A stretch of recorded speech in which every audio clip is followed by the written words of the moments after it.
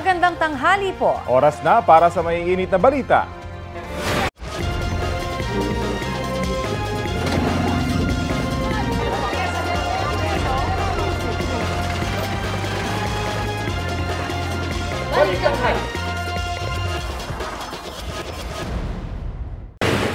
Tuloy na nga po ang pag-uwi sa Pilipinas ni Mary Jane Veloso matapos ang mahigit 14 na taong pagkakakulong sa Indonesia.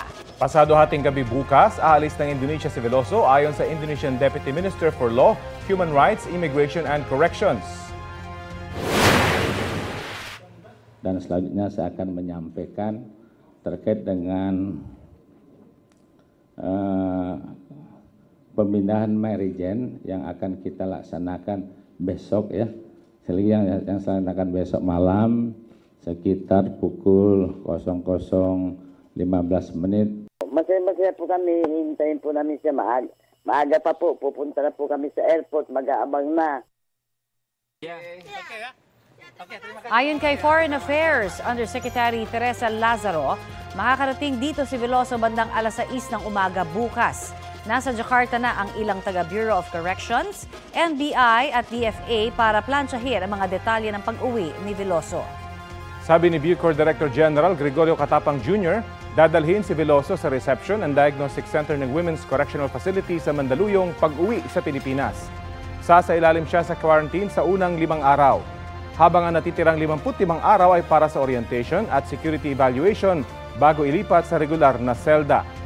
Sa panayam ng Super Radio DCWB sa ina ni Veloso na si Celia, patuloy siyang nananawagan ng clemency para makasama na ang kanyang anak.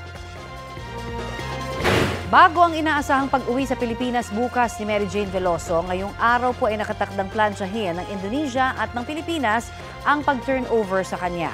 Mula po sa Jakarta, Indonesia, balitang hatid ni Emil Sumangit.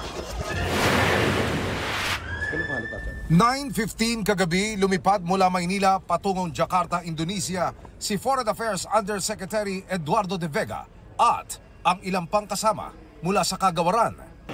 Pasado alas 12 ng madaling araw, oras dyan sa Pilipinas, dumating na po dito sa Soekarno-Hatta International Airport sa Jakarta, Indonesia ang contingent ng Department of Foreign Affairs sa pangunguna ni Undersecretary de Vega. At matipid po yung mga impormasyon kanyang binigay, pero definitely ngayong umaga siya ay magtutungo muna sa embahada ng Pilipinas para ho maisaayos ang pagpapauwi kay Mary Jane Veloso. Naunang dumating dito sa Jakarta ang mga kawani ng NBI at Bureau of Corrections. Kasama sila ng mga opisyal ng DFA na haharap sa Indonesian government sa oras na i-turn over na si Mary Jane Veloso. Nagpaunlak ng maikling panayam sa paliparan si De Vega bago siya tumulak sa kanilang hotel. Pag-meet kami ng delegation kasi nandito mga NBI. Gabi yung late afternoon gabi yung meeting with the Indonesian. Isang press conference kasama ang mga opisyal ng Indonesian government ang nakatakda ngayong araw. Opo, yung turnover, saan po gagawin? Yusek, please, sir. Most likely sa airport. Sa airport po. May oras na po yun, Yusek. Dito raw paplansyahin kung paano tatakbo ang turnover. Nakaantabay din ng DFA sa magiging statement ni Pangulong Bongbong Marcos sa development na ito kay Mary Jane Veloso. Si Mary Jane ay nasa kustodiya na ngayon ng Women's Penitentiary dito sa East Indonesia. Ibinyake siya ng ilang oras kahapon. Bukas na madaling araw, Miyerkules oras dyan sa Pilipinas. Inaasahan ang pagdating ni Mary Jane. Ang tanong, kailan posibleng makadaupang palad ni Mary Jane ng kanyang pamilya? Panawagan ni Attorney Edre Olalia ng National Union of People's Lawyers at abogado ni Mary Jane, sana raw mapagbigyan ng gobyerno ang hiling ng pamilya ni Mary Jane na magkita na sila paglapag pa lang nito sa NAIA. Lalo na sa sitwasyon ni Mary Jane, halos 15 taon na hindi nakita dito sa Pilipinas. Kung makita man nila ay sa piitan, sandali lamang yan at minsanan lang, no? Doon sa 15 taon na yon. So mahalaga yan, lohika naman na bigyan ng pagkakataon yung pamilya na salubungin siya. DOJ ang in charge yan. Okay. Baka hindi sa airport. pa sa Women's Correctional. Pero DOJ is in touch with the family. Emil Sumangil, nagbabalita para sa GMA Integrated News. Mga kapuso, mataas po ang tsansang maging bagyo ng binabatayang low pressure area sa Mindanao. Huling namataan ng Pag-asa ang nasabing LPA 205 kilometers east-southeast ng Tagum, Davao del Norte. Nakapaloob ang LPA sa Intertropical Convergence Zone o ITZZ na direktang nakakaapekto sa Visayas at Mindanao. Kung sakaling maging bagyo po ay tatawagin itong Bagyong Kerubin. Sa ngayon, magpapaulan ang LPA sa Eastern Visayas, Caraga at Davao Region. Bukod dyan, uulanin din ang ilang bahagi ng bansa dahil sa shear line at ITZZ. Ayon sa Pag-asa, asahan ang katamtaman hanggang malalakas na ulan sa Quezon, Camarines Norte, Dinagat, Surigao del Norte, Surigao del Sur at Davao Oriental. Posible po ang baha o kaya landslide sa mabababang lugar at paanan ng bundok kaya dapat maging alerto. Sa mga susunod na oras, uulanin ang malaking bahagi ng Visayas at Mindanao base sa rainfall forecast ng Metro Weather. May tsansa rin ng ulan sa ilang panig ng Northern Central at Southern Luzon. Tumagilid ang isang multipurpose vehicle matapos tumama sa isang poste sa Rodriguez, Rizal. Sugatan ang isa niyang pasahero at isa pang babaeng naglalakad. Ang dahilan ng aksidente sa balitang hatid ni EJ Gomez.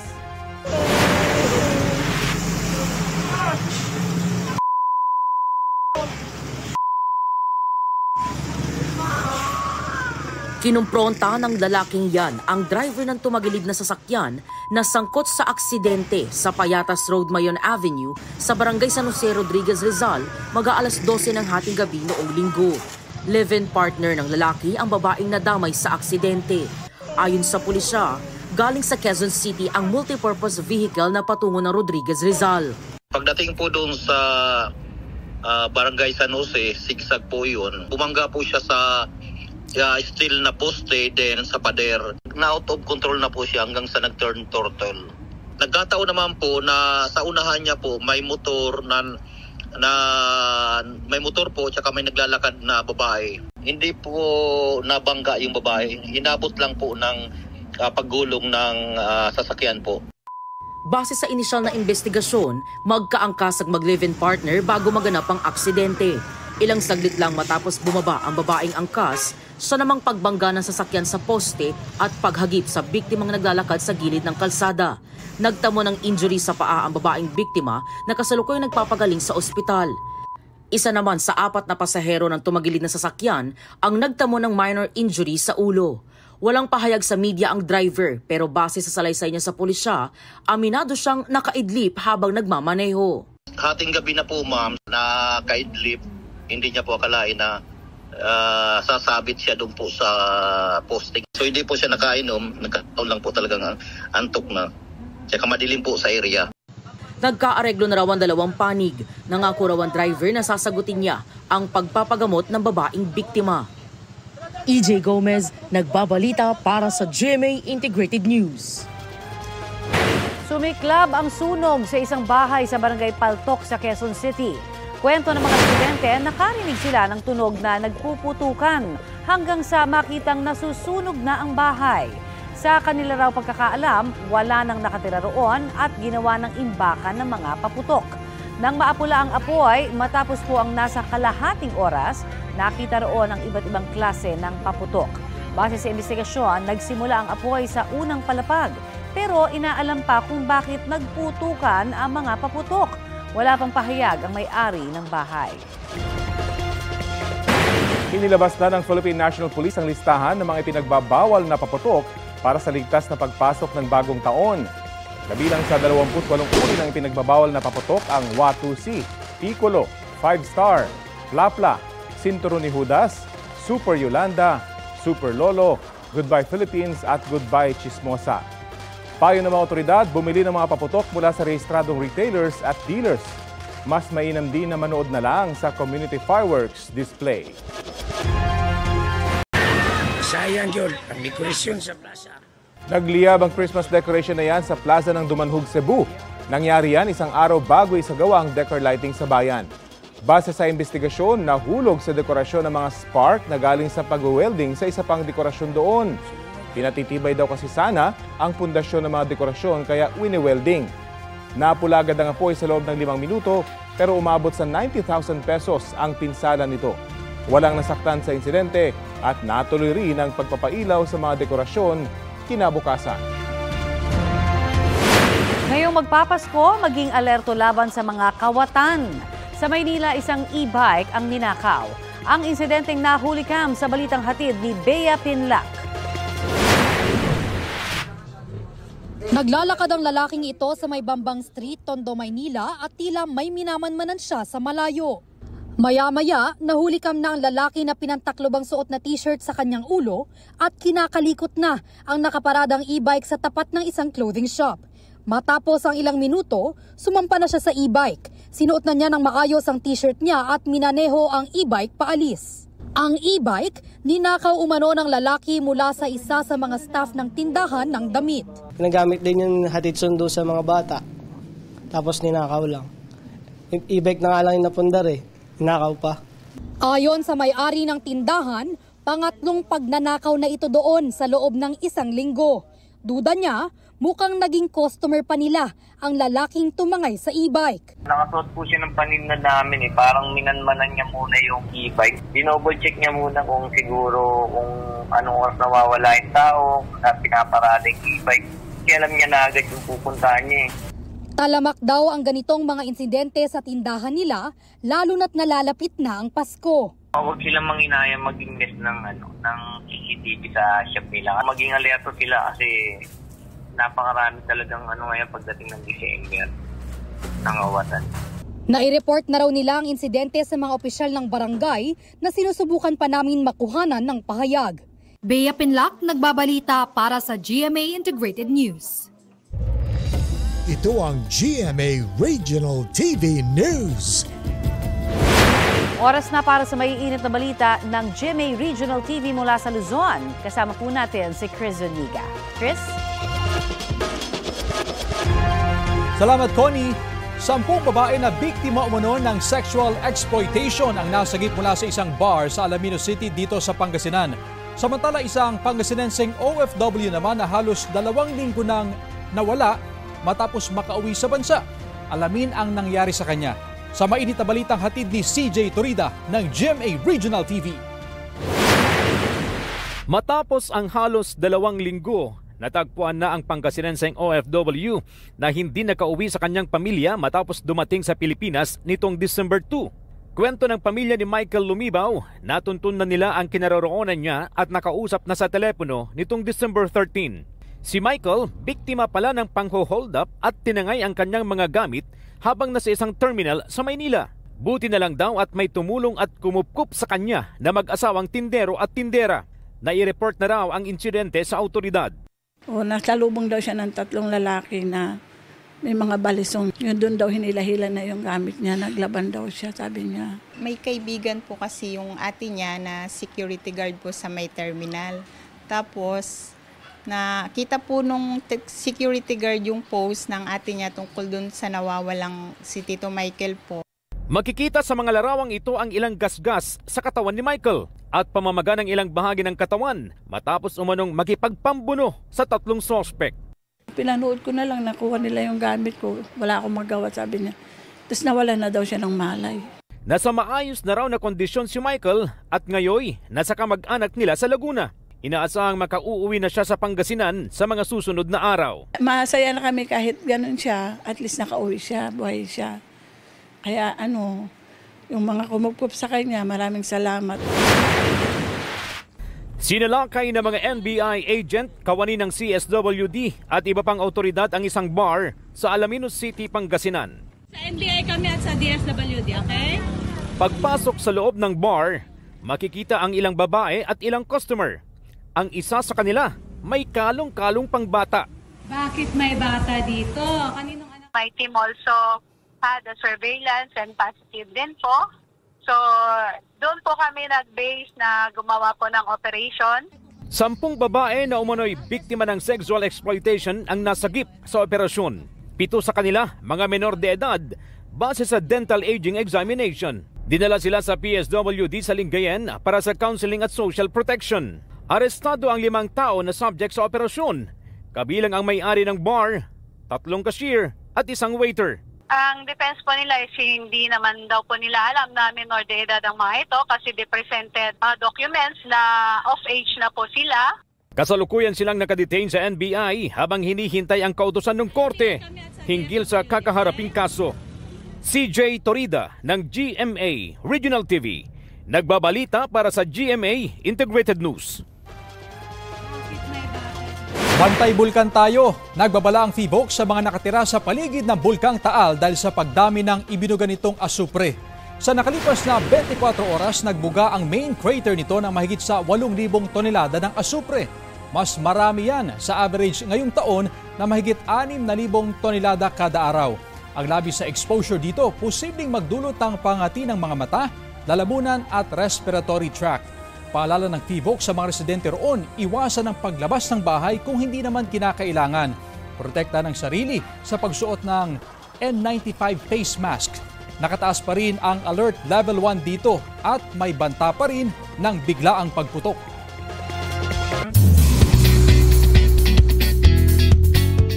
Tuesday latest na mga mare at pare.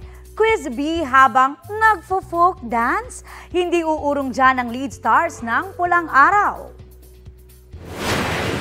Bugtong-bugtong, araw-araw nabubuhay, taon-taon namamatay. G, sa tanong mo, tiniklingkod challenge na Barbie Forteza, Sanya Lopez, David Licauco, Alden Richards, pati na si Dennis Trillo. Si Sanya, parehong kaliwaman yata ang paa, right answers naman ang ibinigay. Sina Dennis at Alden naman, on beat ang pagtinikling, pero hindi spot on ang ilang kasagutan. Kung fun at chill sila sa challenge, patuloy naman ang mga intense na eksena sa Pulang Araw sa last few weeks nito. Ito na ang mabibilis na balita. Nabangga ng van ang isang motorsiklo sa bahagi ng Taft Avenue sa Maynila. Ayon sa ulat ng Super Radio DZBB, nasaktan sa insidente ang sakay ng motorsiklo na miyembro ng BJMP. Ayon sa biktima, papakanan siya sa UN Avenue nang biglang mabangga ng van. Paliwanag naman ng driver ng van, hinahabol niya ang green light nang biglang sumulpot ang motorsiklo. Arestado ang 2 puganting Taiwanese national na mga leader umano ng grupong sangkot sa iba't ibang krimen sa Taiwan. Nakuha sa 2 Taiwanese ang 2 pekeng Philippine driver's license. Ayon pa sa Bureau of Immigration, walang record ng pagpasok sa Pilipinas ang 2. Patuloy pang inaalam kung paano sila nakapasok sa Pilipinas at kung sangkot din sila sa ilang krimen sa bansa. Sinusubukan pang kunan ng pahayag ang 2 dayuhan na nakadetain sa NBI o sa BI Detention Facility. Good news para sa mga nagme-maintenance dyan. 16 na gamot pa ang tinanggalan na ng VAT o Value Added Tax. Sa memorandum ng Bureau of Internal Revenue, VAT exempted na ang ilang panggamot para sa cancer at mental illness. VAT-free na rin ang iba't ibang form at dosage ng ilang gamot para sa diabetes. Ibig sabihin po niyan, mas mura na ang mga gamot na yan dahil hindi na ipapatong ang 12% na Value Added Tax. Kaugnay po sa nakatakdang pagdating sa Pilipinas ni Mary Jane Veloso bukas, kausapin natin sina Cesar at Celia Veloso, ang mga magulang ni Mary Jane Veloso. Magandang umaga po sa inyo at welcome muli sa Balitang Hali. Magandang umaga rin po. Kamusta po Tatay Cesar at ang inyo pong buong pamilya ngayong bukas na nga po ang pagdating sa Pilipinas ni Mary Jane? Kamusta po ang pakiramdam ninyo? Masayang-masaya po. Lalong-lalo na yung 2 niyang anak at saka yung mga kapatid niya. Masaya po. Nakaluto na ba kayo, Nay, ng adobo na hinihiling ni Mary Jane? Opo, meron na po. Ginayak na po namin. Anong klaseng adobo ba ang gusto po ni Mary Jane? Yung po nagmamantika po, tuyo. Na nagmamantika. Ay, talaga nga naman. At ang balita namin, pati daw pastillas, hiniling niya sa inyo. Para sa kanya ho ba yun o para dun sa mga pang-iwan niya dun sa mga nakasama niya? Pang-iwan po niya sa mga kasama niya, sa mga kaibigan daw po. Kayo rin ho ang gagawa ng pastillas, Mang Aling Celia? Opo, gawa na po. Gawa na lahat. Meron pa ba Opo. kayong idadagdag sa kanya pagbalik na baka nabilin din niya? Halik at yakap lang po. Yun lang po. Nakausap niyo ho ba si Mary Jane at baka kung ano pang nabili niya para ho dun sa pagdating niya? Hindi na po Noon lang po November 19 namin nakausap. Yun ho yung huli. Samantala dun sa DOJ naman ho at DFA, meron ho ba kayong mga nakausap at nasabi ho ba sa inyo kung may pagkakataon kayo na personal na makausap po mismo si Mary Jane paglapag niya sa airport bukas? Wala pa po. Pero pupunta ho kayo diretso na kayo sa airport? Opo. Okay. Kailan ho ang alis ninyo? Mamayang gabi na po. Mamayang gabi na. At maghihintay na po kami magdamag doon, maghapon. Buong mag-anak ho ba o buong barangay ang kasama ninyo? Buong mag-anak pa lang po. Saka na lang po yung buong barangay pagdating ni Mary Jane. Talaga ho. Meron ho bang paghahanda rin dyan sa inyong barangay sa kanyang pagdating? Ano daw ang hahandain nila dyan para sa kanya? Ay malaking handaan daw po ng mga migrante at attorney namin. Okay. Alright. Ano ho ba ang masasabi nyo, Tay, dahil sa Correctional Institution for Women po daw, didiretso sa Mandaluyong si Mary Jane. Ano ho ang inyong masasabi dyan?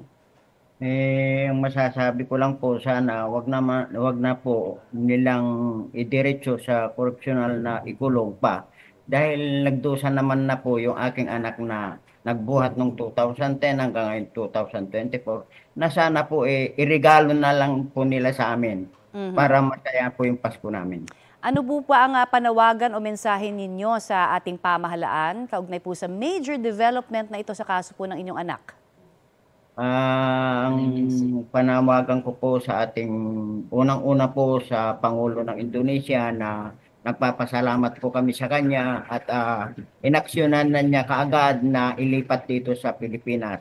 At nananawagan din po ako at nagpapasalamat sa ating mahal na Pangulo na inaksyonan niya at sana po ibigay na po niya ang clemency sa aking anak para kumpleto na kami at magsama-sama sa Pasko pong ito.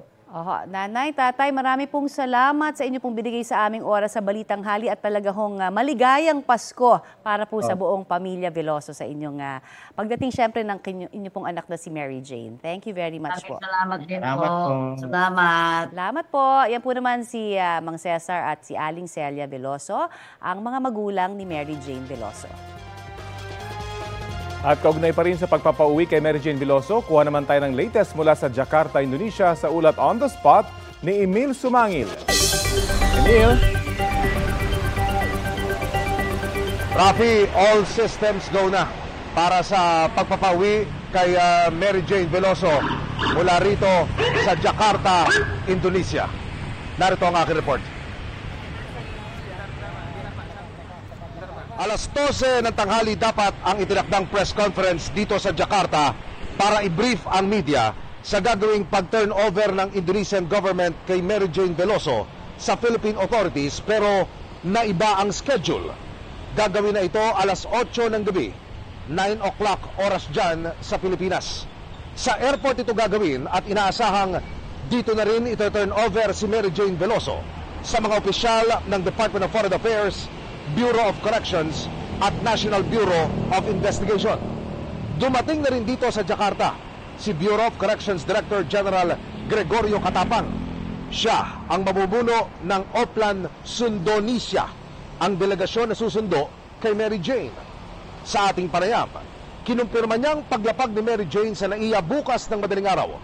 Ididiretso na siya agad sa Women's Correctional Facility sa Mandaluyong. Hindi raw poposasan si Mary Jane. Hindi rin pagsusuotin ng body armor at payak na tatratuhin lamang bilang person deprived of liberty na wala namang dalang threat o banta. Naghanda raw ang Bucor ng adobong baboy at pastillas. Ito rin ang hiling ni Mary Jane na makain pagdating niya sa facility. Ayon kay Katapang, bibigyan ng ilang oras ang kanyang mga magulang, anak at makapatid para makapiling si Mary Jane. Pero binanggit din ni Katapang na sasailalim si Mary Jane sa 5-day quarantine sa loob ng pasilidad bilang bahagi ng protocol. Ang kanyang magiging selda ang dating kinalalagyan ni Cassandra Leong. Mananatili muna siya ng kulang 2 buwan sa Reception and Diagnostic Center para sa orientation, diagnostic evaluation at initial security classification. Saka siya ililipat sa oras na aprubahan na ng RDC, Initial Classification Board.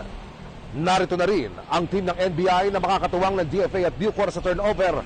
Maigpit daw ang billing ng Department of Justice. Bawal mag-selfie kasama si Mary Jane. Gawin ang tama ang trabaho hanggang sa maiuwi si Mary Jane sa Pilipinas.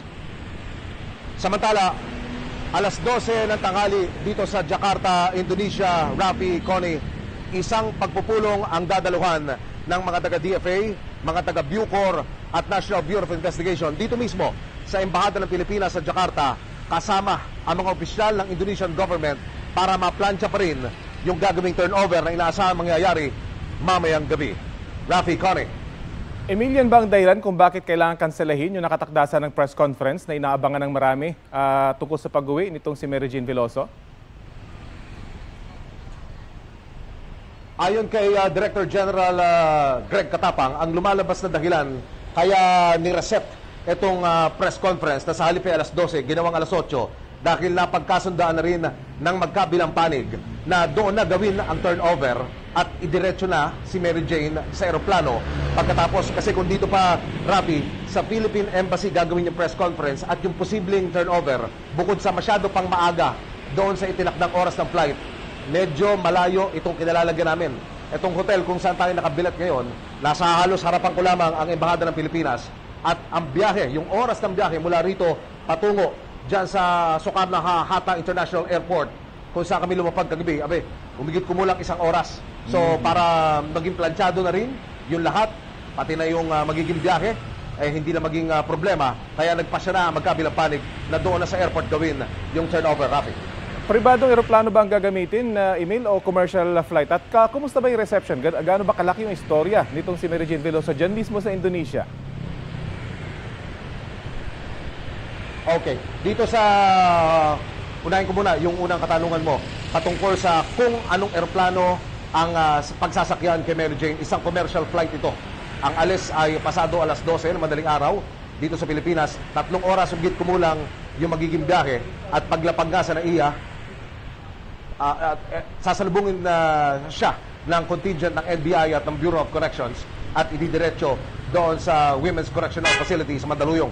Sa iyong ikalawang katanungan, Rafi, kung paano ba tanggapin ng Indonesian media ang istorya na ito, ika nga sa lengguwahe natin, pang take 1, pang gap 1, hindi lang pang headlines.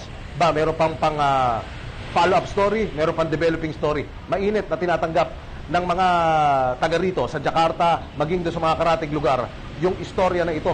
Katunayan, yung lugar kung saan paggaganapan yung meeting ay doon nga sa Philippine Embassy. Meron ng mga kasamaan tayong mga nasa sa hanap buhay na naroon, nakaposte na sa mga oras na iyon. Hindi lang ngayon, kagabi pa, Rafi. Pagdating natin dito sa Jakarta, marami na tayong medyang nakasalamuha, local, print, broadcast, at tinututukan nila yung istorya ng pagpapauwi sa ating kababayang si Mary Jane Veloso. Meron ba tayong impormasyon, Emil, kung may kapalit ang hinihiling yung Indonesia para sa pagpapauwi dito kay Mary Jane? Walang impormasyon, Rafi, na binabanggit ang mga opisyal ng gobyerno. Mamaya, mabibigyan tayo ng pagkakataon na maitanong yan sa Indonesian government pagharap nila sa press conference na itinakda alas 8 ng gabi hanggang alas 9. Oras sa Pilipinas, may atrasado ng 1 oras yung oras dito sa Jakarta, Indonesia. So, 9 o'clock, oras dyan sa Pilipinas hanggang alas 10, yung itinakdang press conference. At yung pagkakataon, posibleng pagkakataon, Rafi, na unang masalyapan ng Philippine media at ng ating mga kamera, si Mary Jane Veloso, makaraan ng 15 taon. Rafi. Nabanggit nga ni Bureau of Corrections Director General Katapang na halos 2 buwan yung isa sa ilalim si Mary Jane sa orientation at diagnostic evaluation. Dito sa time frame na ito, pwede bang makapiling niya yung kanyang pamilya? At ibig bang sabihin nito, hindi niya makakasama yung kanyang pamilya sa araw ng Pasko? Araw ng Pasko, Rafi, definitely, sinabi ni Director General Katapang, whole day. Though hindi binanggit kung ilang oras, pero whole day, binigyan nila ng pagkakataon ang magulang ni Mary Jane, ang kanyang ama't ina, ang kanyang mga kapatid, maging ang kanyang mga anak na makapiling si Mary Jane sa loob mismo ng correctional facility. Pagkatapos nito, pag siya'y sumailalim na doon sa humigit kumulang 2 buwan na pagproseso sa kanya, meron pa rin pagkakataon, bibigyan pa rin ng pagkakataon ang pamilya ni Mary Jane na makapiling ang ating kababayan habang sumasailalim dito sa 55 days na proseso bago siya ilipat sa isang regular facility, yung dating ang selda ni Cassandra Leong. Rafi. Unless of course, bigla siyang bigyan ng clemency ng Pangulo. Magandang balita yung ibinahagi mo. Maraming salamat sa iyo, Emil Sumangin. Samantala, para sa mga manggagawa sa Region 13 o Caraga, may dagdag na sahod po sa inyo sa susunod na taon. Kasunod po yan ng aprubahan ng Regional Tripartite Wages and Productivity Board ang 50 pesos na taas sa daily minimum wage doon ng mga nagtatrabaho sa pribadong sektor. Mula 385 pesos, tataas ito sa 415 pesos sa January 2, 2025 para sa unang tranche. Sa May 1 naman, epektibo ang ikalawang tranche at magiging 435 pesos ang arawang sahod doon. Inaasahan ng DOLE na makakatulong ito sa nasa 66,000 minimum wage earners sa rehiyon. Samantala, itataas din ang monthly minimum wage para sa mga domestic worker o mga kasambahay doon. 6,000 pesos na yan simula January 2. Ito ang GMA Regional TV News. Ihahatid na ng GMA Regional TV ang maiinit na balita mula sa Visayas at Mindanao. Kasama si Sarah Hilomen Velasco. Sarah? Salamat, Rafi! Nakumpiska ang 8 boga sa bahagi ng Coastal Road dito sa Davao City. Ayon sa pulisya, ginamit ito ng mga hinihinalang menor de edad sa lugar at nilagyan din ng denatured alcohol. Hindi na nahuli ang mga nagpaputok matapos silang tumakas. Kabilang ang boga sa mga ipinagbabawal na paputok sa lungsod, kaya't paalala ng mga otoridad na i-report ang makikitang gumamit nito. Para naman matiyak na walang makalulusot na ipinagbabawal na paputok sa Davao City, e-escortan daw ng pulisya ang mga magde-deliver ng paputok sa ibang lugar na daraan sa lungsod.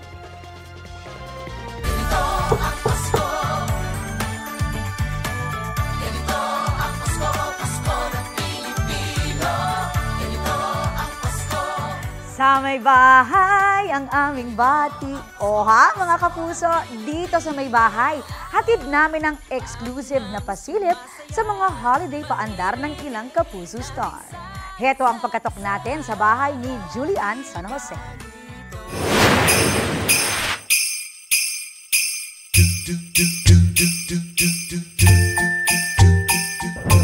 Christmas is just around the corner. Kitang-kita na yan sa pagningning ng mga bahay at gusali dahil sa mga Christmas lights at decor. Ganito ang Paskong Pinoy. At hindi rin dyan nagpahuli ang ilang celebrities. Sa may bahay ang aming bati. Ang kanta ng inyong kumare para papasukin tayo sa kanilang bahay at silipin ang Christmas decor nila.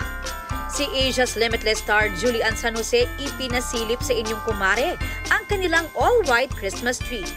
Ito raw ang napiling tema ng kanyang mommy na siya raw punong abala sa pagde-decorate ng kanilang bahay.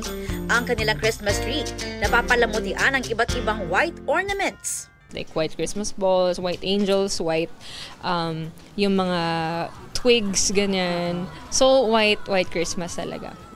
Malamig nga raw sa mata tingnan ng kulay puti, lalo na pag nailawan na ng kumukuti-kutitap na Christmas lights. Taon-taon daw ay iba-iba ang theme ng kanilang Christmas decors. We want something different talaga every year. Even yung mga Christmas decors namin sa bahay, may mga bunnies, mga ganon. Little Santa Claus, may mga owls, ganon. As early as November, nakatayo na raw ang kanilang Christmas tree na kahit simple, nakakadagdag daw ng holiday cheer sa kanilang tahanan. We want lang talaga simple. Ganon. Tapos baka next year, I don't know, baka iba naman, baka makulay naman, diba? Mga mare at pare, abangan ang bahay na aming susunod na sisilipin ngayong papalapit na Pasko. Aubrey Carampel nagbabalita para sa GMA Integrated News.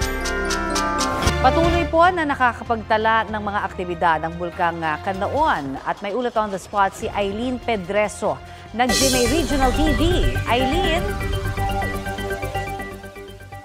Tony, magkahalong kaba at pangamba ang nararamdaman ngayon ng ilang evacuees dito sa evacuation center sa La Casillana sa Negros Occidental matapos na naman bumuga ng usok ang bulkang Canlaon kahapon. Ayon sa PHIVOX, 3 beses ang naging pagbuga ng usok ng bulkan na may kasamang abo simula alas 3:59 at sinundan ng alas 4:28 at alas 5:23 ng hapon. Sa loob naman na nakalipas na 24 oras ay 32 na volcanic earthquakes ang naitala sa bulkan. Mataas din ang naitalang sulfur dioxide na ibinuga nito na umabot naman sa 8,000 tons. Ayon sa PHIVOX, ang mga ganitong aktibidad ay normal umano sa bulkan na nasa alert level 3. Ngunit hindi nito inaalis ang posibilidad ng muling pagputok ng bulkan. Patuloy naman ang paalala ng PHIVOX sa mga residente na nakatira sa mga downstream barangays na maging alerto. Sakali kasing umulan ng malakas, hindi lang mud stream flow ang maaring maranasan ng mga residente, kundi lahar flow na ang posibleng idulot nito. Asahan din daw ang mas makapal na ash deposits o mga natipong abo na posibleng sumama sa pagbaha sakaling sumama ang panahon. Muli na namang itong ikinabahala ng mga residente ng bayan ng La Casillana, pati na rin ang mga evacuees na nasa loob ng evacuation centers. Ayon sa 74 anyos na si Elelio, kahit sanay na ito sa aktibidad ng bulkan, kahit papaano, ay kinakabahan pa rin daw ito nang bumuga na naman ng usok ang bulkan kahapon. Pansin din daw nito ang pagbagsak ng kanyang katawan, dulot na rin ng magkahalong kaba at pangamba. Kaya maaga pa ay naglakad-lakad daw ito at nagpahangin muna para maibsan ang pag-aalala. Sa ngayon ay mainit ang panahon dito sa La Casillana, ngunit may paminsan-minsang pagpatak ng manipis na ulan. Tony, naghahanda na rin ang mga evacuees sakaling sumama pa ang panahon habang nagpapatuloy naman ang pagbantay ng La Casillana LGU sa mga sapa at ilog sa posibleng mud stream flow o lahar flow. Yan muna ang latest mula dito sa La Casillana. Balik sa inyo dyan, Tony. Maraming salamat, Eileen Pedreso ng GMA Regional TV. Update tayo sa lagay ng panahon ngayong may binabantayang low pressure area sa Mindanao. Kausapin natin si Pag-asa Assistant Weather Services Chief Chris Perez. Magandang umaga at welcome sa Balitang Hali.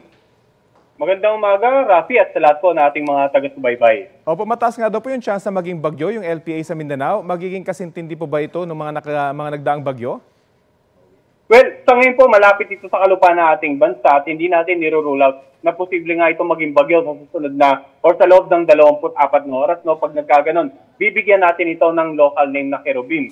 At dahil nga malapit na ito sa kalupaan ng ating bansa, hindi natin inaasahan kasing lakas ng mga bagyo gaya ng 2011 na bagyong Sendong na tumama sa Mindanao. Hindi natin inaasahan na ganun kalakas, pero sa ngayon ay kailangan nating paghandaan kung ano man yung posibleng epekto nito. Dahil kapag naging bagyo po ito in the next 20 or within the 24-hour period, ay asahan po yung agad-agad na pagtataas ng wind signal number 1 sa ilang bahagi ng Visayas at ng Mindanao area. Sa mga lugar po sa Mindanao, ito direktang makaka-apekto? Well, sa ngayon, base na pinalabas natin na weather advisory, meron po tayong mga paulan na inaasahan, within today, heavy to intense dito sa may bandang Surigao or sa Caraga at saka dito sa ilang lalawigan ng Davao Region, while moderate to heavy sa natitirang bahagi ng Davao Region. At ito nga, yung mga bandang Agusan area, yan po, yung mga areas na nasa silangang bahagi po ng Mindanao. At sa mga susunod na araw, asahan natin na mas posible pang dumami yung mga lugar na posibleng makaranas ng moderate to heavy hanggang intense rains dahil nga dito sa potential na bagyo sa silangang bahagi nga ng Mindanao area. Posible pa bang mag-iba ng direksyon yung LPA, lalo na kung maging bagyo na po ito? Well, sa ngayon po, nakikita natin kung maging bagyo ito, talagang mas malaki ang chance na tumawid dito sa may bandang Visayas, Mindanao area within the next 2 to 3 days. Kaya kanina nga po, nagkaroon na tayo ng pagpupulong with the OCD and the RMC at yung iba pang mga government agencies na partner natin sa disaster risk reduction and management, lalong-lalo na pag may ganitong mga weather system tayong binabantayan. Okay, maraming salamat, Chris Perez ng Pag-asa. Maraming salamat din po at magandang araw. Ito ang GMA Regional TV News. Patay ang isang tricycle driver matapos barilin ng kanyang nakaalitang chief tanod ng isang barangay sa Iloilo. Arestado naman ang isang lalaki sa Cebu matapos manuntok ng isang babae at traffic enforcer. Ang mainit na balita hatid ni Nico Sereno ng GMA Regional TV. Inaresto ng traffic enforcers ang isang lalaki sa gilid ng kalsada sa Mandaue, Cebu. Maya-maya pa, sinuntok sa mukha ng isa sa mga traffic personnel ang nagpupumiglas na lalaki. Ayon sa impormasyon, hinuli ang lalaki matapos biglang suntukin sa tiyan ang isang babae na naghihintay lang ng masasakyan. Nanumbag sa timing kayo kay babae dito nga naghuwat in town og kanang bagong gihatod sa iyang banda. Nga naghuwat og kanang pasayroan ba. So before siya nakasakay in town, gikalitan siya sumbag sa tiyan. Sinubukan pang takasan ng lalaki ang mga rumispondeng otoridad. Dito na nasuntok ng suspect sa mukha ang team leader na gumanti lang daw. Nagtamo ng pasa sa mukha ang rumispondeng traffic enforcer. Samantala nasa kustudiya na ng pulisya ang nagwalang lalaki at nakatakdang sampahan ng reklamo. Duguan ang isinugod sa ospital ang isang lalaking security guard sa Cagayan de Oro City. Ang gwardya nabaril ng isang traffic police investigator ng Cagayan de Oro City Police Traffic Enforcement Unit. Ayon sa pulisya, nagsagawa ng investigasyon ang traffic police sa nangyaring aksidente sa lugar nang bigla umanong sumugod ang gwardya. Hinabol daw ng gwardya ang pulis kaya't nabaril siya ng pulis sa balikat. Ligtas naman ang gwardya na nagpapagaling sa ospital. Na-recover ng mga pulis ang kutsilyo na dinala ng gwardya na napag-alamang nakainom ng alak. Naka-restrictive custody na ang naturang pulis habang nagpapatuloy ang investigasyon. Sinisika pa ng GMA Regional TV na makuhanan ng panig ang magkabilang kampo. Nabaril ang isang tricycle driver sa tabi ng kalsada sa Zaraga, Iloilo. Ang suspect ang mismong chief tanod ng Barangay Hines. Ayon sa Zaraga Police, dumalo ang suspect at biktima sa Christmas party ng Asosasyon ng mga Tricycle Driver at Operators. Ngunit sa kalagitnaan ng selebrasyon, pinagsalitaan umano ng masasakit na salita ng biktima ang suspect na naging dahilan ng gulo. Dinala pa sa ospital ang biktima, ngunit binawian ng buhay dahil sa tinamong tama ng bala sa tiyan. Nahuli naman ang suspect. Na-recover ang paltik o improvised na baril na pinaniniwala ang ginamit ng suspect. Depensa niya, ininsulto raw siya ng biktima. Hinabol pa raw siya ng biktima habang sakay sa kanyang motorsiklo. Nakipagitgitan pa umano ang biktima sa daan, sakay na kanyang tricycle habang nangyari ang pamamaril. Mariin niyang itinanggi na pagmamayari niya ang baril. Inagaw ko sa inihapaan. Intakuan ko sa napiro ko sa tricycle na. Tapos mo nga pag-buklas na kamot na, magpakutay kami, naagaw ko itong ngarmas. Naagaw ko kag napitkan sa. Nakakulong ngayon ang suspect sa Zaraga Municipal Police Station. Nahaharap siya sa reklamong murder. Nico Sereno ng GMA Regional TV, nagbabalita para sa GMA Integrated News. Nasa 40,000 manggagawa ang nawala ng trabaho matapos i-ban ni Pangulong Bongbong Marcos ang mga pogo dahil sa mga umano'y iligal na gawain. Kabilang dyan ang mga manggagawa sa ininspeksyon ng DILG na Pogo Hub sa Kawit, Cavite. May ulat on the spot si June Veneracion. June?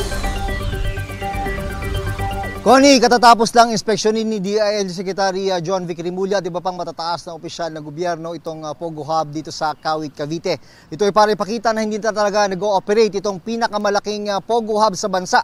Alinsunod sa utos si Pangulong Bongbong Marcos. Inikot nila ang mga dormitoryo, pinasok din ang mga gaming area. Pagkatapos ay pinadlock na ito. Ang pagpunta sa Pogo Hub sa Island Cove ay pangako ni Rimulya nang siya ay umupo bilang DILG Secretary. Dating pagmamayari ng pamilya Rimulya ang Island Cove bago na ibenta noong 2018 at gawing Pogo Hub. 15,000 empleyado ang nawala ng hanap buhay dahil sa pagsasara ng Pogo Hub dito sa Island Cove. Sa pangkahalatan, sabi ng PAGCOR, 40,000 ang displaced workers sa buong bansa dahil sa pagban ng Pangulo sa lahat ng Pogo. Nagtutulungan daw ang DOLE at DTI para mahanapan ng hanap buhay ang mga apektadong manggagawa. Hindi pa alam ng may-ari ng Pogo Hub kung ano na ngayon gagawin sa 30 hectares na ari-arian na merong 57 buildings. Bukas daw sila sa anumang proposal mula sa pamahalaan. Ang sunod namang tututukan ng gobyerno ay ang mga patagong operasyon ng iba pang POGO. May mga ugnayan na raw ang PAOK sa mga local government units para malaman kung may mga nagtatagong POGO sa kani-kanilang lugar. At yan ang latest mula rito sa Kawit, Cavite. Balik sa iyo, Connie. Maraming salamat, June Veneracion. Mga mare, nag-share sa Instagram ng ilang snaps ng kanilang latest trip sina Jeneline Mercado at Kapuso Drama King Dennis Trillo. Ang latest destination nila, Japan. Sa video ni Dennis, kompleto ang picture taking, food trip at sightseeing. Si Jeneline nag-post ng picture nila ni Dennis habang magkayakap sa harap ng Sensoji Temple sa Tokyo.